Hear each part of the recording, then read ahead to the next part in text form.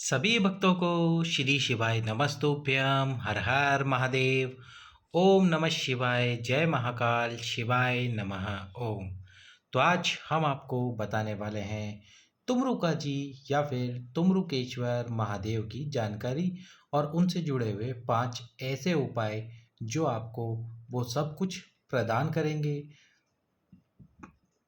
जो आप प्रदान करना चाहते हैं। तो कैसे और कब करने हैं आपको ये तुमरुका जी वाले या तुमरुकेश्वर महादेव वाले उपाय आज के इस वीडियो में हम आपको बताएंगे।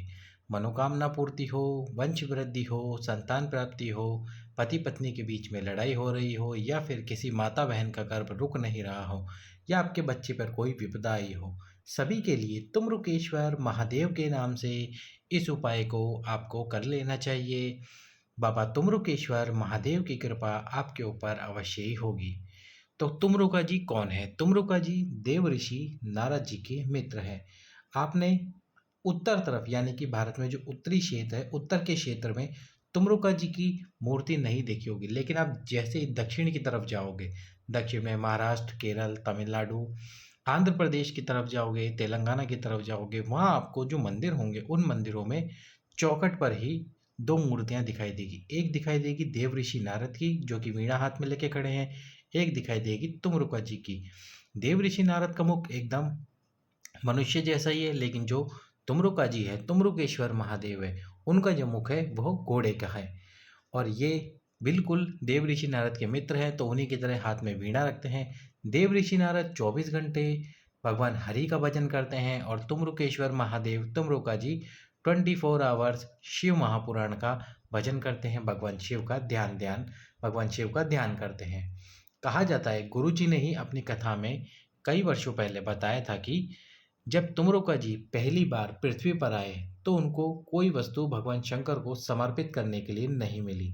तो सबसे पहले जो धतूरे का पुष्प होता है, धतूरे का जो सफ़ेद कलर का पुष्प होता है, वही पुष्प तुमरुका जी ने भगवान शंकर को समर्पित किया था।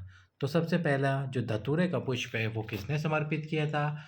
वो तुमरुकेश्वर या तुमरुका जी ने भगवान शंकर को समर्पित किया था धतूरे का पुष्प। तो चलिए अब हम आपको बताते हैं तुमरुका जी से जुड़े हुए 5 या 6 ऐसे महा उपाय जो कि आपको सब कुछ प्राप्त करवाएंगे। वीडियो को लाइक करके, चैनल को सब्सक्राइब करके वीडियो को अधिक से अधिक लोगों के पास में शेयर कर देना। चलिए तो सुनते हैं सबसे पहला उपाय जो कि है मनोकामना पूर्ति का उपाय। कौन सा उपाय? मनोकामना पूर्ति का उपाय। 5 सोमवार का ये उपाय गुरुजी ने अपनी कथा में बताया है। इसमें आपको क्या करना है? सोमवार के दिन प्रदोष काल में। कब? प्रदोष काल आप सभी जानते हैं सूर्य अस्त होता है। उस अस्त होने वाले समय से 45 मिनट पहले और 45 मिनट बाद का जो समय होता है वो प्रदोष काल कहलाता है। इसी प्रदोष काल में आपको उपाय करना है। एक मिट्टी का दीप ले लेना है और इसके अंदर आपको डालने हैं काले तिल। क्या डालना है? काले तिल डालने हैं। और एक मिट्टी के दीप में गाय का घी डालकर, काले तिल डालकर एक गोल बात लगानी है। अब प्रदोष काल में सोमवार के दिन आपकी कोई भी कामना हो, कैसी भी कामना हो, उस कामना को बोलते हुए आपको ये दीप जो भगवान शंकर का मंदिर है, मंदिर की जो चौखट है उसके बीचों बीच प्रज्वलित करना है। बिल्कुल सेंटर में आपको इस दीपक को रख देना है। प्रदोष काल में तुमरुकेश्वर या तुमरुका जी महाराज का नाम लेना है। तुमरुका जी या तुमरुकेश्वर महादेव का नाम लेना है और ये नाम लेकर आपको आपकी कामना बोलनी है। आपकी कामना बोलते हुए आपको तुमरुकेश्वर महादेव के नाम से दीप प्रज्वलित कर देना है। थोड़ी देर बाद में आपको इस दीप को उठा के भगवान शंकर के मंदिर में जो सीधे हाथ का स्थान होता है, जब हम मंदिर में प्रवेश करते हैं तो जो सीधे हाथ का स्थान है उस स्थान पर रख देना है। ऐसा क्यों? क्योंकि बिल्कुल मंदिर के बीच में आप दीप रख के चले जाओगे, कोई व्यक्ति आएगा जिसका पैर इस दीप में लग सकता है, तो इसलिए इस दीपक को प्रज्वलित करने के कम से कम 1 मिनट बाद दीपक को उठाकर रख दीजिए भगवान शंकर की चौखट पर।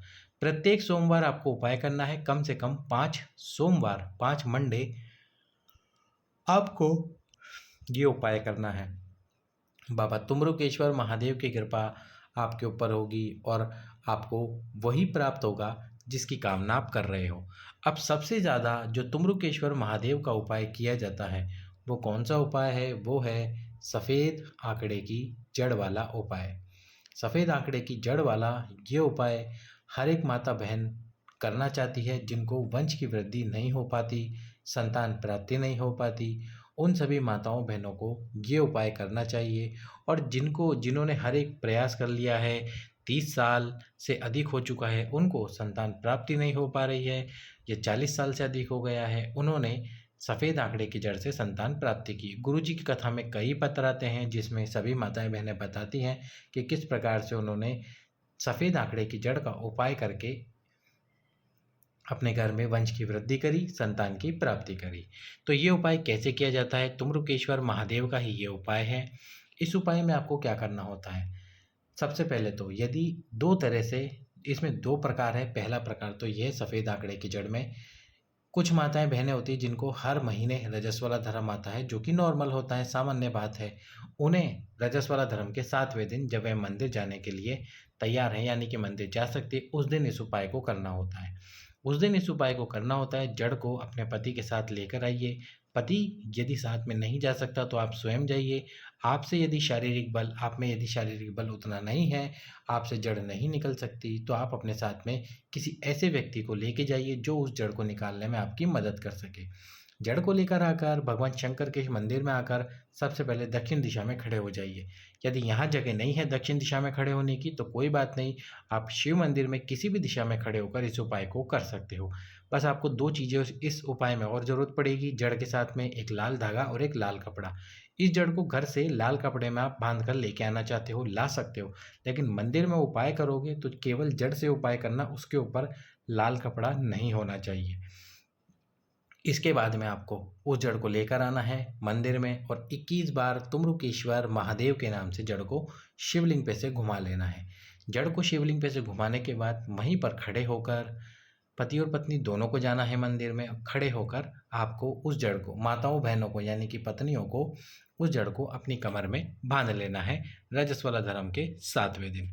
जड़ को कमर में बांध लीजिए। फिर प्रतिदिन एक पीपल का पत्ता शिवलिंग पे समर्पित कीजिए अवधूतेश्वर महादेव के नाम से। कौन से महादेव? अवधूतेश्वर महादेव के नाम से। और फिर उसके बाद में आपको उस पीपल के पत्ते को उठा लेना है, गाय के दूध में उबालना है।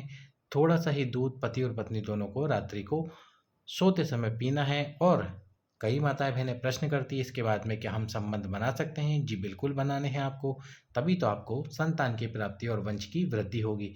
केवल जड़ बांधने से आपको संतान प्राप्ति नहीं होगी। ये हो गया उनके लिए जिनका रजस्वला धर्म प्रॉपर आता है। जिन माताओं बहनों का रजस्वला धर्म प्रॉपर नहीं आता, 5 महीने 6 महीने में आता है, और उनको भी इच्छा है वंश वृद्धि की, पुत्र प्राप्ति की, तो उनको इस जड़ को या तो सोमवार के दिन या फिर प्रदोष के दिन, किसी भी एक दिन इस जड़ को बांध लेना चाहिए अपनी कमर में। इसी प्रकार से उपाय कर कर, और फिर पीपल के पत्ते वाला उपाय करना चाहिए प्रतिदिन 1 महीने तक। ये हो गया तुम्रुकेश्वर महादेव का दूसरा उपाय। यदि अभी तक आपने वीडियो को लाइक नहीं किया है तो वीडियो को लाइक करके, चैनल को सब्सक्राइब करके, वीडियो को अधिक से अधिक लोगों के पास शेयर करो, बेल आइकन प्रेस करो। दूसरा उपाय हमने आपको बता दिया, जो कि सफ़ेद आंकड़े की जड़ से संबंधित है। तीसरा उपाय, अब जो तीसरा उपाय है, ये जो उपाय है, ये है पति पत्नी के संबंध बनाने वाला उपाय। इसमें आपको क्या करना है, जैसे कि मान लीजिए पति और पत्नी के बीच में बहुत ज़्यादा ही झगड़ा हो रहा है, किसी न किसी बात पर लड़ाई हो रही है, बात अदालत तक पहुंच गई है, पर फिर भी दोनों में से कोई एक व्यक्ति या दोनों व्यक्ति साथ में रहना चाहते हैं, तो आपको यही तुम्रुकेश्वर महादेव का उपाय करना चाहिए। आपको क्या करना होगा, एक श्रीफल यानी कि नारियल लेना है, जो श्रीफल आता है पानी वाला, वो लेने के बाद में आपको आपके घर में ये कार्य करना है। जैसे कि मान लीजिए आपका ये घर है, ये आपका घर है, ये आपके घर में आप यहाँ पर खड़े हैं नारियल लेकर, और साथ में आपको मोली का धागा लेना है। अब आपको आपके पूरे घर के अंदर चलना है, और वो नारियल को अपने हाथ में पकड़ कर रखिए, और इस प्रकार से चलते हुए आपको उसी स्थान पर वापस आ जाना है जिस स्थान से आपने चलना प्रारंभ किया था। और जब आप चलना प्रारंभ करेंगे तो इस श्रीफल पर मोली का धागा लपेटना शुरू करेंगे। इस प्रकार से पूरे घर के अंदर घूमते हुए जब आप इस श्रीफल को लेकर चलेंगे और उस पर मूली का धागा लपेटते रहेंगे, जैसे आप वापस इसी स्थान पर पहुंच जाए, मूली का धागा लपेटना बंद कर दीजिए, और यदि मूली का धागा लंबा है तो उसको वहीं से तोड़ दीजिए। अब इस श्रीफल को आपको लेके आना है तुम्रुकेश्वर महादेव के नाम से भगवान शंकर के मंदिर में पति और पत्नी दोनों का नाम स्मरण करते हुए इस श्रीफल को शिव जी के सम्मुख में रख देना है। शिवलिंग से केवल स्पर्श कराकर इस श्रीफल को शिव जी के सम्मुख में रख देना है। इसके बाद में आपको उस श्रीफल का कुछ नहीं करना है, वो बाबा स्वयं देख लेंगे उनको क्या करना है। इस प्रकार से यदि पति और पत्नी के बीच में बहुत लड़ाइयाँ हो रही है, बहुत संबंध विच्छेद होने वाला है, तो तुमरुकेश्वर महादेव का ये उपाय, एक श्रीफल वाला उपाय अवश्य ही कीजिए। इसके बाद चलते हैं हम अगले उपाय की तरफ। तो अगला जो उपाय है वो है गर्भवती माताओं बहनों के लिए, यानी कि जो माताएं बहनें गर्भवती हैं और उनका गर्भ पूर्ण प्राप्त नहीं होता, किसी न किसी कारण की वजह से 2 या 3 महीने के अंदर अंदर गर्भ रुकता, 2 या 3 महीने के अंदर गर्भ हट जाता है, तो उनको भी उपाय करना चाहिए। तो जो माताएं बहनें हैं उनको अपनी लंबाई के बराबर, जैसे कि ये उनकी लंबाई है, तो इतना ही बराबर आपको मूली का धागा ले लेना है। इस लंबाई का मूली का धागा लीजिए, शिव मंदिर में जाइए और वही एक श्रीफल जो पानी का नारियल होता है वो लेना है। तुमरुकेश्वर महादेव के नाम से आपको उस श्रीफल के ऊपर ये जो आपने धागा लिया है आपकी लंबाई के बराबर का, इस धागे को लपेटते जाइए। तुमरुकेश्वर महादेव का नाम लीजिए और इस धागे को लपेटिए। जितना ये धागा उस श्रीफल पे लपेटा आ जाए लपेट दीजिए। इसके बाद में श्रीफल को तुमरुकेश्वर महादेव का नाम लेते हुए शिवलिंग से स्पर्श कराकर शिवलिंग के सम्मुख में रख दीजिए। इस प्रकार से तुमरुकेश्वर महादेव की कृपा से आपका जो गर्भ आपको पूर्ण प्राप्त नहीं हो रहा था वह भी पूर्ण अवश्य ही प्राप्त हो जाएगा। अगला जो उपाय है वो है तुमरुकेश्वर महादेव का बच्चों के लिए उपाय। यदि आपके बच्चे को कोई ऐसी बीमारी हो गई है, नज़र लग गई है या ऐसा कोई रोग हो गया है जो समाप्त होने का नाम नहीं ले रहा, तो आपको आपके बच्चे को बिठाकर एक आटे का दीप लेके उसमें सरसों का तेल डालकर 4 लंबी बात लगाकर थोड़े से काले तिल डालकर उस सरसों के दीपक को 21 बार तुमरुकेश्वर महादेव के नाम से अपने बच्चे के ऊपर से घुमा लीजिए। घुमाने के बाद में घर के बाहर रोड पर उस दीपक को प्रज्वलित कर दीजिए तुमरुकेश्वर महादेव के नाम से। यदि आपके बच्चे को कोई समस्या है, वो नजरा गया है या फिर कोई रोग है, तो वह धीरे धीरे रोग समाप्ति की ओर आ जाएगा। और अब हम आपको बताने वाले हैं तुमरुकेश्वर महादेव का सबसे अंतिम उपाय, जो कि है चर्म रोग से संबंधित, यानी कि जो आपको स्किन की एलर्जी हो जाती है, कोई स्किन की समस्या हो जाती है और वह समाप्त नहीं हो रही है, तो आपको प्रत्येक सोमवार एक कार्य करना है। यदि वीडियो अभी तक आपने लाइक नहीं किया है तो वीडियो को लाइक करके, चैनल को सब्सक्राइब करके वीडियो को अधिक से अधिक लोगों के पास शेयर कर दो। तो आपको क्या करना है, कोई भी स्किन की समस्या आपको क्यों ना हो गई हो, सोमवार के दिन 5 बेलपत्र लेने हैं। पहले से ही तोड़ कर रख लीजिए। ये पहला बेलपत्र हो गया, ये दूसरा बेलपत्र हो गया, ये तीसरा बेलपत्र हो गया, ये चौथा बेलपत्र हो गया और ये 5वां बेलपत्र। इस प्रकार से आपको बेलपत्र का कमल बनाना है। पांचों बेलपत्रों को इसी प्रकार से रखना है। इस प्रकार से बेलपत्र को रखकर ये जो माता अशोक सुंदरी का स्थान है, इस स्थान पर बेलपत्र को स्पर्श करवाइए। स्पर्श करवाकर सभी बेलपत्र तुमरुका जी के नाम से समर्पित कर दीजिए भगवान शंकर के शिवलिंग पर। फिर आपको एक कलश जल लेना है। अब ये जो एक कलश आप जल लोगे, साथ में एक आपको खाली पात्र और लेना है। उस पात्र को यहाँ लगा दीजिए शिवलिंग के नीचे और जो एक कलश जल है आपके पास वो जल समर्पित कीजिए तुमरुका जी के नाम से। ये सारा जल इस पात्र के अंदर आ जाएगा। इस पात्र में से जल वापस कलश में डाल लीजिए, या नहीं डालना चाहते तो कोई बात नहीं। जो 5 बेलपत्र आपने समर्पित करे थे कमल का पुष्प बनाकर, वो सभी 5 बेलपत्र उठा लीजिए। पहले बेलपत्र समर्पित करना है, फिर जल समर्पित करना है सोमवार के दिन। अब आपको वो 5 बेलपत्र और इस जल को लेकर आना है घर पर। पूरे दिन भर में वो 5 बेलपत्र एक एक करके आपको खा लेने हैं और जो जल है उस जल को 5 बार में पीकर समाप्त कर देना है पूरे जल को।